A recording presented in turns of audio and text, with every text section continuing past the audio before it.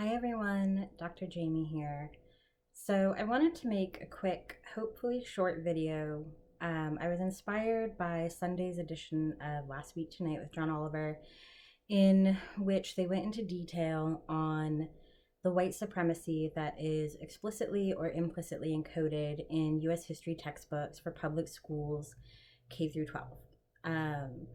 So one of the main premises of the piece is that even if they are not explicitly racist, public school curriculum tends to naturalize white supremacy.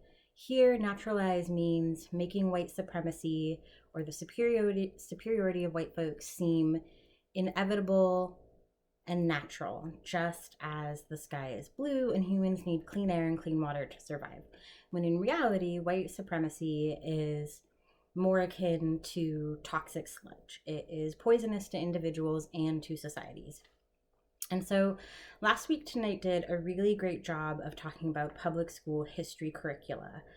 There is a whole other set or series of videos that could be made about private Christian school curricula. So for those of you that don't know, I went to a private Christian school from third grade through high school graduation, and we used exclusively curriculum from Christian textbook providers, one of which was Abeka. And so I remember being taught in science class in elementary school. So this is the mid to late 90s. That different races came from the three sons of Noah surviving the flood and repopulating the earth. And so those were the three kind of like basic races, I guess, white, black, and brown.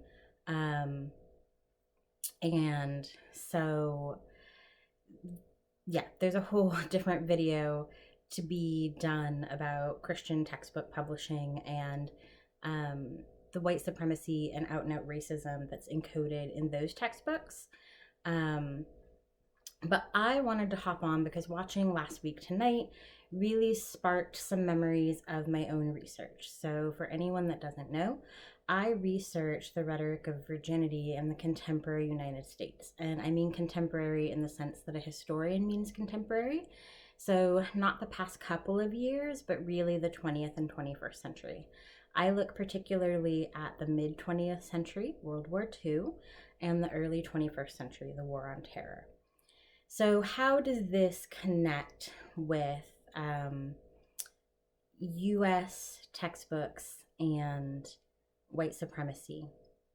Well, something that I researched quite a bit that is very difficult to research and that a lot of people don't know or don't think about is sex ed curriculum from Christian publishers. So let me tell you why this is a widespread problem and not something that just Christian schools or parents who choose to send their students to Christian schools have to deal with.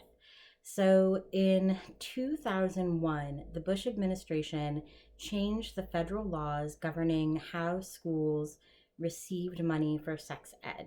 And essentially what they did is that if you want to keep getting the money that you've been getting for sex ed, then you have to buy curriculum that meets all of these points about abstinence. And there's 8 points, and they're in Social Security section 510B. You can look them up if you like. And so previously, schools had been buying curricula that met 1 or 2 of those points, and now they had to buy criteria that met all 8 of those points. And without going too into detail on Social Security Section 510B and the 8 points, suffice to say that they're sexist, and I think you can make the argument that they are in and of themselves white supremacist in the way that they talk about and focus on community. But they are very, very rooted in the idea that abstinence before marriage from sexual activity is the only good choice, and that this is both a moral choice and a choice for national security. I kid you not. Again, that is another video that I don't want to go into here, but if you'd like to see me make that video, I can make one about it, and my previous videos touch on that a little bit as well. So with that change, schools all of a sudden had to buy sex ed curricula from publishers who were already making it with all 8 points included. And so what that meant is the only people at that time who were making curricula that focused on abstinence were Christian textbook publishers. And it probably could go without saying that the people who go into the business of creating Christian textbooks are not like your neighbors who go to church and are fairly liberal. They are what the media calls evangelical Christian, but would more aptly be named fundamentalist Christian. And that is both as a historian and a scholar and as someone who lived in that world for quite a long time. Again, going to a fundamentalist Christian school from 3rd grade through high school graduation and being involved in all of their materials and all of their things. I really drank the Kool-Aid, if you can say that of someone who was in 3rd grade when they started that journey. But I was all in, hook, line, and sinker. I didn't question it for many, many years. And I had a lot of unfettered access to these materials, which actually from the outside are very hard to get. So many of these Christian publishers will actually not let you buy their books unless you pass some of their tests. It's not really a case of just being able to go online and order a book. You usually actually have to say why you want it and where you're working, and you have to go through some either affirmation of faith or values before they will allow you the privilege of purchasing their books. So luckily, because I was doing a dissertation on this at a major research university, I went to the library, because librarians are cool as hell, and asked the librarian for curriculum and instruction if she could order me 4 of these textbooks. And she miraculously did. Again, some of these are very hard to get, but I think she used her clout as a librarian and being at a major university to get a hold of these textbooks.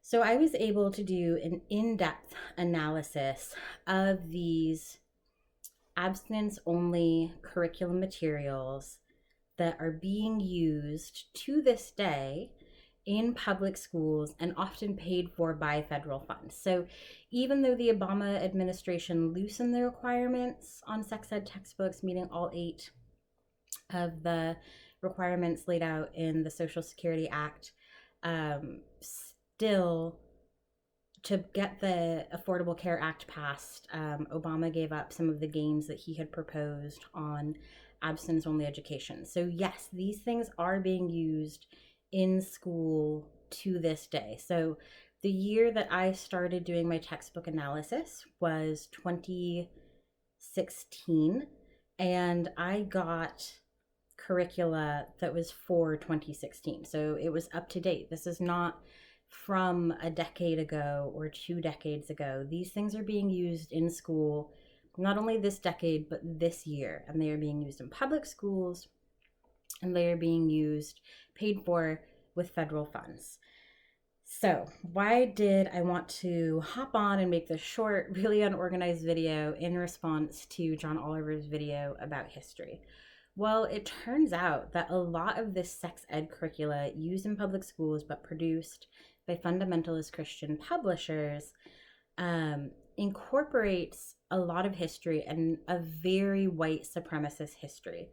So I want to read to you a section of a sex ed curriculum program, an abstinence or virginity education curriculum program called Heritage Keepers. There is a lobbying firm that is called Heritage Keepers. These are not the same people. This is a different Heritage Keepers, but they're very aligned in values. So this is from the first page of content in the Heritage Keepers abstinence only sex ed curriculum. Let me read it to you now. These are the very first words. The very first sentence is, quote, "The founders of our nation began a rich heritage which is now being passed on to you. Some came here wealthy, some looking for wealth. Others have been indentured servants or slaves. Meanwhile, the natives of America had to make great adjustments as people poured into their country. All of our ancestors deserve respect for their hard work and courage that built this great country. So that's some bullshit. That's some racist, white supremacist fuckery. And it is literally the first sentence of this sex ed curriculum. So with that, I think it's the first 4 sentences. Actually, with those first 4 sentences, they buy into manifest destiny, to this idea that America really started when Western Europeans got here in mass. That, you know, they equivocate the harms of the genocide perpetrated on indigenous peoples to steal their land and colonize it. They equivocate the harms of slavery and indentured servitude and the pain and suffering that people went through in service to those organizations to build this country. So that should really set the tone for what you're getting in the rest of this book, right? That is literally the first words in the book. And so the idea where Heritage Keepers comes from is that we all, in choosing how to conduct our sex lives, to be virgins before marriage or not, choose to uphold the heritage of America or not, right? So that is why they start with this idea that America is just the best place on earth, that has never done anything wrong. And sure, maybe some black and brown people are upset about the past, but it wasn't really that bad. We have this great heritage because we're all here. So really, it was actually a good thing. Or, as I said, some racist fuckery. So Heritage Keepers is particularly bad, but it is an extreme in its extreme in its explicitness, but it is not different from the other types of abstinence or virginity sex education produced by Christian fundamentalist publishers. So in another example in Heritage Keeper, I'm sorry, I'm looking at my notes on another computer. When Heritage Keepers is giving students an example of what it means to have character, they use the example of a Confederate woman who risked her safety to deliver food to Confederate soldiers without any meaningful context of the violence of these times for women or people of color.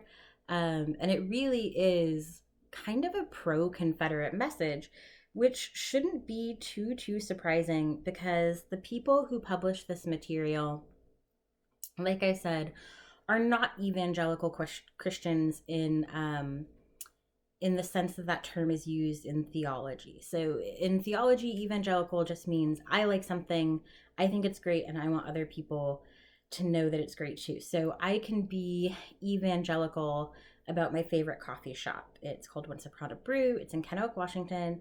It's got the best coffee and great prices. I think everyone should go there. See, that was me being evangelical about my coffee shop. So in theological terms, these groups are really fundamentalist. Fundamentalist meaning my way is the one and only right way. So if I were to be fundamentalist about my coffee shop, I would say I'm not going to let anyone bring any coffee into my house unless it's from Once Upon a Brew. And anyone who drinks Once Upon a Brew is a heathen, and I won't have anything to do with them. My way of life is the only right way. So you can be evangelical or fundamentalist about a lot of things, but these people are evangelical and fundamentalist about their version of Christianity, which holds that you absolutely, particularly if you're a woman, you absolutely have to be a virgin until marriage for the benefit not just of yourself and your community, but also of your entire nation. So if we go back to that Heritage Keepers example, your individual decision whether or not to have sex is your individual decision whether or not to support the greatness of your country. And that is a lot of weight to place on an individual sex life. So the reason I wanted to mention this is because sex ed curriculum is notoriously hard both for individuals to get a hold of, particularly if it's this fundamentalist curriculum. You often have to kind of prove that you already agree with them before they'll let you buy it. But even in normal cases, schools often don't want to release their sex ed curriculum to the public, even though they should, Because sex ed is one of those things where you are never going to make everybody happy. No matter what you do, a couple of someone's are going to be really, really upset. And so schools sort of understandably go through a lot of evasion often before giving this to the public. Um, I say sort of understandably because our tax dollars are paying for it and these are our kids. And even if it's going to cause a ruckus, we should be able to discuss it and see what we're learning. You might already know that there's already a lot of other problems with abstinence only or virginity only sex ed, such as it is not required to be scientifically accurate and often is not. It is usually incredibly sexist and homophobic. So many, if not all, of these curriculum programs that I looked at don't even mention homosexuality, or if they do, they mention it as something that is bad and dangerous and to be avoided, but usually they just take what they see as the safer path and avoid it altogether. So there's certainly both an assumption of monogamy and cis heterosexuality. There's a lot of ideas of the women as gatekeeper. But another thing that gets overlooked about this curriculum a lot is that it is really classist. And in America, as we know, class and race are really inseparable. So, in reading through this curriculum, a lot of it is about the importance of having a two-parent family. Well, if you live in a community that's over-policed, and the men in your community are disproportionately likely to go to jail, you may not be able to have a two-parent family, particularly the two-parent family that these curriculum venerate, which is one man, one woman. And that could be totally out of your control, but it is designed to make you feel inferior. Again, this curricula often works in stuff about what it means to have a healthy diet. Remember, taking care of your body is taking care of the nation. And so if you grew up working class and you couldn't afford a lot of healthy food, because real talk, vegetables spoil. And when your parents are working long hours and they come home to kids, not everyone has the time to properly make and prepare and preserve vegetables. I know my family certainly didn't when I was growing up. I had to learn how to cook vegetables as an adult. That's an aside. But these textbooks are designed to kind of make you feel bad if you don't have the middle class lifestyle. And I don't think the authors would say we're trying to make people who are in the working class feel bad, but nevertheless, there's this assumption that middle class white America is the ideal, and that if you are not reaching towards this idea or working towards this idea, then there is something wrong with you.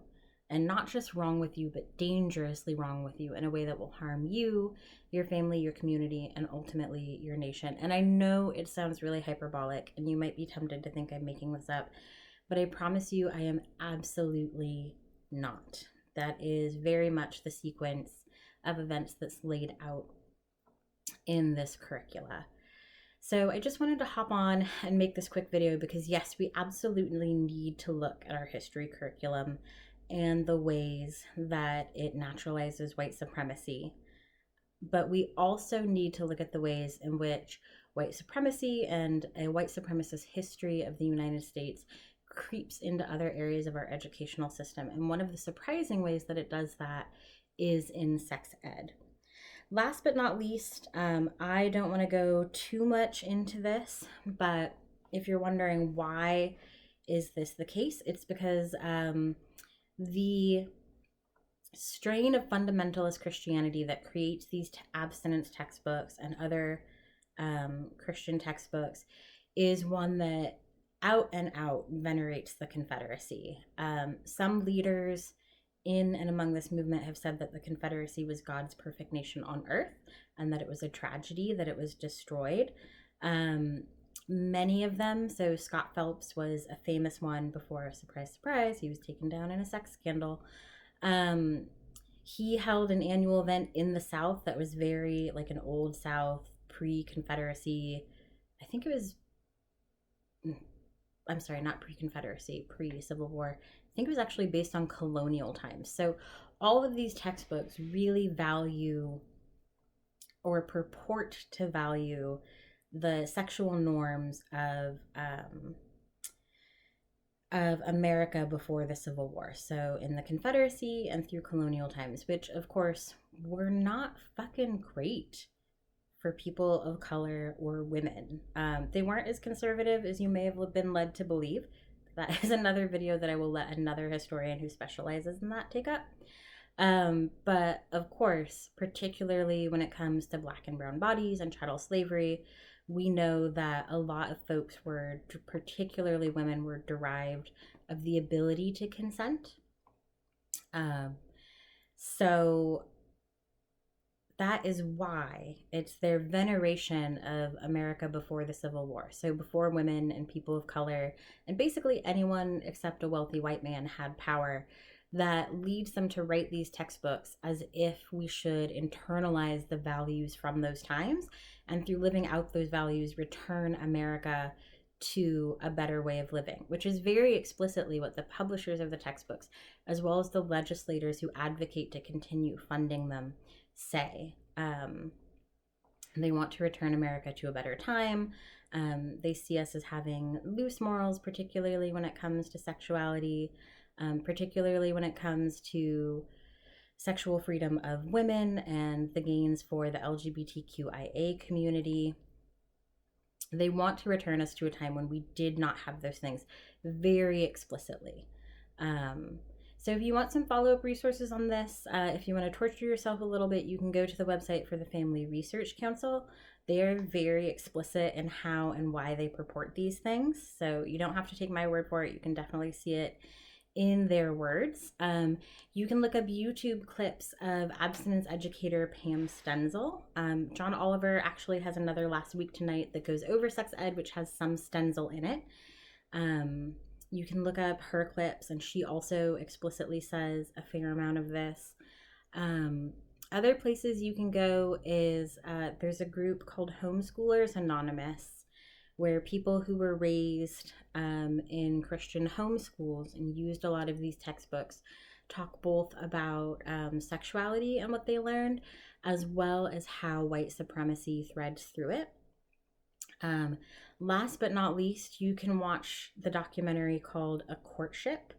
You should have access to it through a streaming service called Canopy that your public library probably has.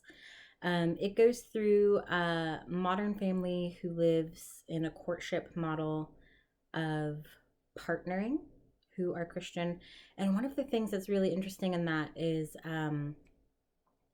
one of the daughters in this family is showing the film crew her dream future weddings. This is something she's been trained to dream about and plan. So she has, since she was little, she's been drawing with crayon like future wedding scenarios.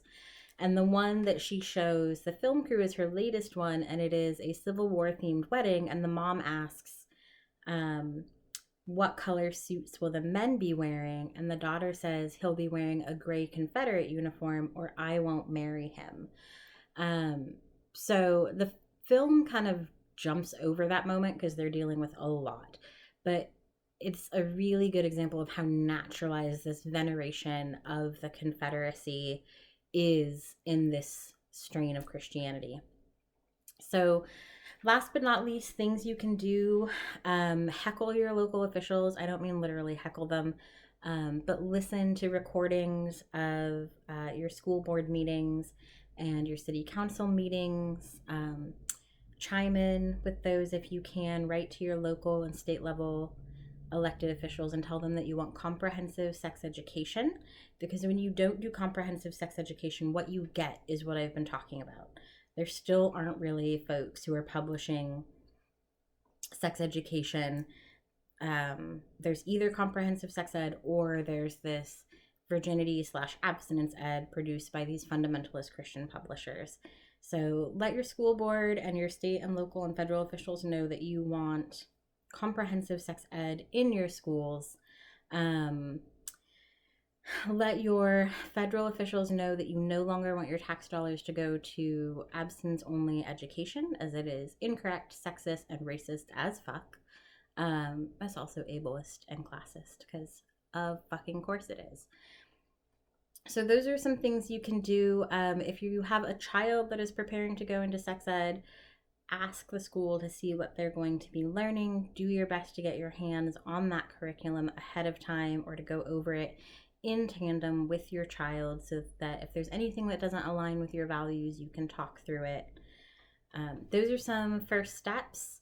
Again, I had no script for this video. This is really just a rant prompted by John Oliver's excellent piece on the Last Week Tonight team talking about white supremacy in our history textbooks. It is also in our sex ed, and because a lot of us who either don't have kids or won't have kids going through sex ed, or they already did, we just don't think of it. We don't think of it as important in the way that we think about history as being important.